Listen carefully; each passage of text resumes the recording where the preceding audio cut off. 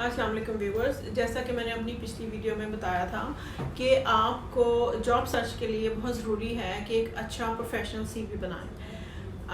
अब बात यह है कि सीवी क्यों होना चाहिए। सीवी आपका मोस्ट इम्पॉर्टेंट डॉक्यूमेंट है जॉब सर्च के लिए।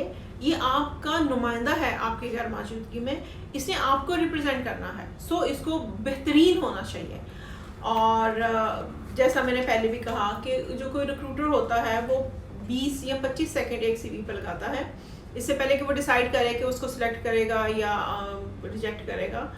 पहला पड़ाव तकरीबन 50% सीवी पार करते हैं और फाइनल शॉर्ट लिस्टिंग के फोल्डर में सिर्फ 10% जाते हैं। लिहाजा आपका सीवी वीक नहीं होना चाहिए, बहुत स्ट्रॉन्ग होना चाहिए, अट्रैक्टिव होना चाहिए, ऐसा होना चाहिए कि जो स्टैंड आउट कर सके और उसकी पहले 20-25 सेकंड में रिक्रूटर की या एम्प्लॉयर की अटेंशन को ग्रैब कर सके। अब ये है कि इसके लिए आपको क्या करना है, ये देखने के लिए कि सीवी में आपको क्या लिखना है क्या नहीं लिखना है, उससे पहले कुछ चीज़ें जहन में रख लें